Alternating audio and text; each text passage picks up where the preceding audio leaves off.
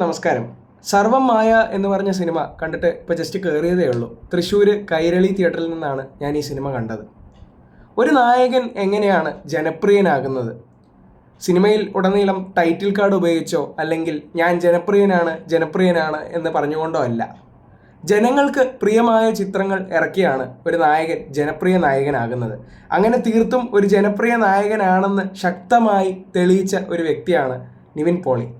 അങ്ങനെ വീണ്ടും അദ്ദേഹത്തിൻ്റെ ആ ജനപ്രീതിയിലേക്ക് എത്തിയ ഒരു ചിത്രമാണ് സർവം മായ എന്ന് വേണമെങ്കിൽ പറയാം. കാരണം ബുക്ക് മൈ ഷോയിലുള്ള ബുക്കിങ്ങും അതുപോലെ തന്നെ ഫാമിലി ഓഡിയൻസിൻ്റെ ഏറ്റെടുക്കലും അതിന് വളരെയധികം ഉദാഹരണങ്ങളാണ്. Sarvam Maya directed by Akhil Sathyan, son of legendary film maker Sathyan Anthikad. Sathyan അന്തിക്കാടിൻ്റെ ജീൻസ് ശരിക്ക് വർക്കൗട്ടായിട്ടുള്ള എന്ന് തന്നെ നമുക്ക് പറയാം. അഖിൽ സത്യൻ്റെ മുൻപത്തെ ചിത്രം പാച്ചുവും അത്ഭുതങ്ങളൊക്കെ നമ്മൾ കണ്ടതാണ്. എല്ലാവർക്കും വളരെയധികം ഇഷ്ടമുള്ള ഒരു ചിത്രമാണ്. ഫഹദ് ഫാസിലിൻ്റെ വളരെ ഗംഭീരമായ പെർഫോമൻസും അതുപോലെ തന്നെ മധുരമൂർന്ന കോമഡികളും ഉള്ള ഒരു സിനിമയാണ് പാച്ചുവും അത്ഭുതവിളക്കും. അതേപോലെ തന്നെ ഒരു ചിത്രം തന്നെയാണ് സർവം മായ. വളരെ വെറൈറ്റി ആയിട്ടുള്ള കോൺസെപ്റ്റോ മൈൻഡ് ബ്ലോയിങ് ആയിട്ടുള്ള വിഷ്വൽസോ അങ്ങനെ ഉള്ളതൊന്നുമല്ല. പക്ഷേ എന്താണോ മലയാളി ഓഡിയൻസിന് അല്ലെങ്കിൽ മലയാളി ഫാമിലി ഓഡിയൻസിന് ഇഷ്ടം അത് തന്നിട്ടുണ്ട് അഖിൽ സത്യൻ. കൊതിയുറുന്ന വിഷ്വൽസും അതേപോലെ തന്നെ അങ്ങനത്തെ കുറേ കാര്യങ്ങൾ, എലമെൻറ്റുകളും ലൈറ്റ് ഹാർട്ടഡ് കോമഡീസും ഫണ്ണും ഒക്കെയുള്ള ഇമോഷണൽ കണക്ട്സ്, അതായത് അച്ഛനും മകനും തമ്മിലുള്ള റിലേഷൻ, ഒരു ഗേൾ ഫ്രണ്ടും ബോയ് ഫ്രണ്ടും തമ്മിലുള്ള റിലേഷൻ, അതേപോലെ തന്നെ ചേട്ടനും അനിയനും തമ്മിലുള്ള റിലേഷൻ, സുഹൃത്തുക്കൾ തമ്മിലുള്ള റിലേഷൻ, കസിൻസ് തമ്മിലുള്ള റിലേഷൻ എല്ലാം വ്യക്തമായും കൃത്യമായും പറയുന്ന, വളരെ നന്നായി എസ്റ്റാബ്ലിഷ് ചെയ്യുന്ന ഒരു കൊതിയൂറുന്ന ഒരു ചെറിയൊരു സിനിമ.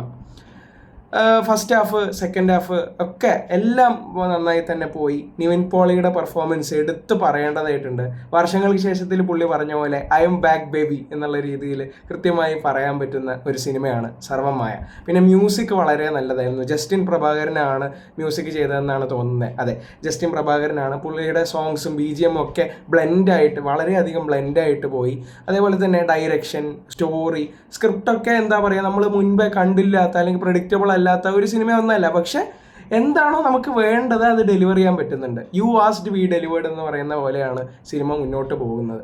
അതേപോലെ തന്നെ നമുക്ക് ഏറ്റവും കൂടുതൽ ഇഷ്ടമുള്ള ഒരു കോംബോ ആണ് അജു വർഗീസ് നിവിൻ പോളി എന്നുള്ളത്. അത് നന്നായി തന്നെ ലവ് ആക്ഷൻ ഡ്രാമയ്ക്ക് ശേഷം ഒരു പക്ഷേ സാറ്റർഡേ നൈറ്റ് വന്നിരുന്നു, പക്ഷെ അത് നമ്മൾ കണ്ടതാണ്.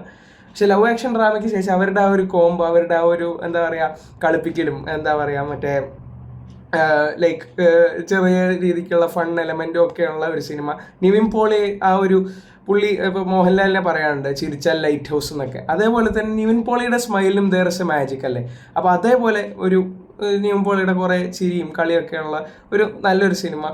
ആൻഡ് കുറേ ജെൻസി സ്ലാങ് ടേംസ് യൂസ് ചെയ്തിട്ടുണ്ട്. ഡെലുലു, സൊലുലു, പിന്നെ അങ്ങനത്തെ BTSൻ്റെ സിംഗേഴ്സിനെ ഒക്കെ കാണിക്കുന്ന രീതിയിലുള്ള, പിന്നെ അങ്ങനെ കുറേ അധികം ജെൻസി സാധനങ്ങളൊക്കെ അഖിൽ സത്യൻ ഉപയോഗിച്ചിട്ടുണ്ട്.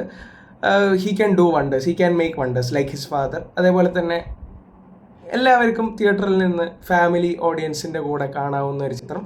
ഉറപ്പാണ് വളരെ ഹിറ്റാവാൻ തന്നെ ചാൻസ് ഉള്ള ഒരു സിനിമയാണ് Sarvam Maya. And the actors also Aju Varghese, Madhu Warrier, പിന്നെ രഘുനാഥ് പാലേരിയാണ് നിവിൻ പോളിയുടെ അച്ഛനായിട്ട് അഭിനയിച്ചിരിക്കുന്നത്. അദ്ദേഹം നന്നായി ചെയ്തിട്ടുണ്ട്. പിന്നെ ഇതിലൊരു പട്ടിയുണ്ട്. വളരെ നല്ലൊരു ഒരു പ്രസൻസ് ആ സിനിമയിലുണ്ട്. അതേപോലെ തന്നെ 2 നായികമാരാണുള്ളത്. റിയ എന്ന് പറഞ്ഞ നായികയാണ് ഒരു ഫീമെയിൽ ലീഡ് എന്നുള്ള രീതിക്ക് വന്നിട്ടുള്ളത്, നന്നായി ചെയ്തിട്ടുണ്ട്. അതുപോലെ പ്രീതി മുകുന്ദൻ, രണ്ടുപേരും മലയാളത്തിൽ ആദ്യമായിട്ടാണ് അഭിനയിക്കുന്നത്. രണ്ടുപേരും അസലായിട്ട് തന്നെ ചെയ്തിട്ടുണ്ട്. Totally worth watch experience. എല്ലാവരും തിയേറ്ററിൽ പോയി കാണാവുന്ന ഒരു 2-2.5 മണിക്കൂർ വേറെ ഒന്നും ആലോചിക്കാണ്ട് കാണാവുന്ന ഒരു ചിത്രം. അല്ലാതെ നോ ലോജിക് ഓൺലി മാഡ്നസ് എന്നുള്ള രീതിയിലൊന്നല്ല, നല്ല ഒരു സിനിമ. അതെ, താങ്ക് യു.